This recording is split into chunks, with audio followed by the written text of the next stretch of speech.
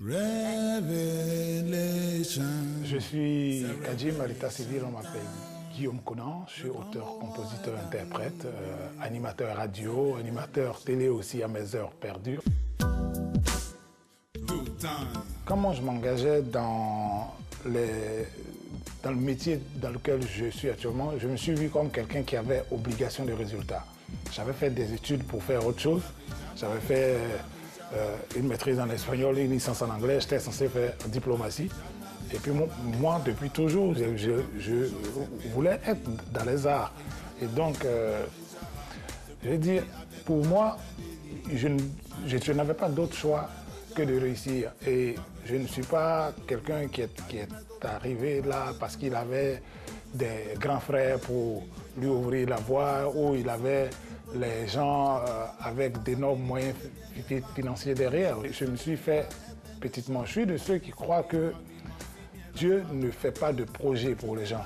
Dieu réalise les projets de ceux qui en ont. Et en général, même quand je dois faire un album par exemple, au moment où je décide de faire l'album, souvent, je n'ai même pas 5 francs comme budget de cet album. Ça m'est arrivé de vouloir arrêter. Mais en général, Dieu, il est fort. Il est extraordinaire. Il y a eu un moment où j'avais presque tout vendu pour essayer de produire ce premier album qui était comme une sorte d'obsession. Un jour, je me disais, bon, peut-être que les autres ont raison, je vais aller postuler pour un job de toutes les façons. J'ai les diplômes pour, voilà, et puis aller bosser dans un bureau tranquillement, en loin de toutes ces choses. Et ce jour-là, je vais prendre le car au campus, et il y a un gars qui me rencontre, me dit bonjour, je dis bonjour, et puis il me dit, hey Yvette, elle va bien? Yvette, c'était une des chansons qui est sur mon premier album, et c'était une des chansons que je jouais dans les shows, dans les cités universitaires. Et ça m'a fait sourire. Et il m'a dit, ouais, j'ai vu ton show à la cité de Mermoz, c'était vraiment un très bon show. J'espère que l'album sortira bientôt.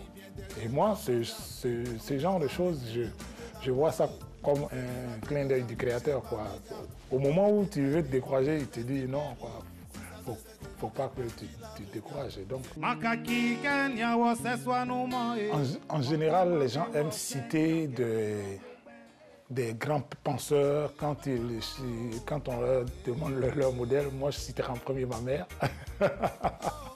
Ouais, parce que c'est quelqu'un qui m'a toujours soutenu, et je pense que quand on a les bénédictions de sa mère, c'est comme si on avait un gilet pare-balles. On peut traverser un champ de mine, on peut aller jusqu'au bout du monde. Si j'avais pas eu les mamans que j'ai eues, je pense que j'aurais mal tourné. J'étais pas un enfant indiscipliné, mais j'étais turbulent. Et souvent, ce genre d'attitude-là peut t'envoyer sur de mauvais chemins. L'éducation était super stricte, quoi. Je veux dire, nous, on a été battus pour pouvoir regarder dans les yeux quand on nous parlait. Et après, on a été battus parce que quand on te parle, tu ne regardes pas. À la fin, tu ne sais pas trop ce que tu dois faire, mais bon. ça fait partie de l'éducation de l'époque. Et moi, je pense que l'éducation à la dure que j'ai reçue m'a beaucoup aidé et m'aide encore beaucoup. Il y a un chanteur qui disait « Ceux qui abandonnent renoncent à leur part de gloire ». Voilà.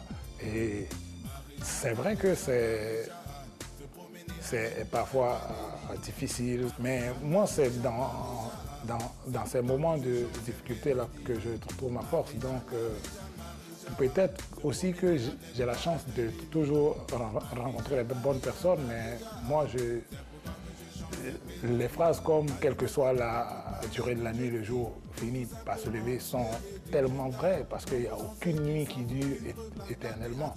Mais quelquefois, quand on est dans la difficulté, on est tellement focalisé sur ces difficultés qu'on ne voit pas les lueurs d'espoir qui sont là. Et c'est un peu de ça que je parle dans la chanson La Voix du ciel.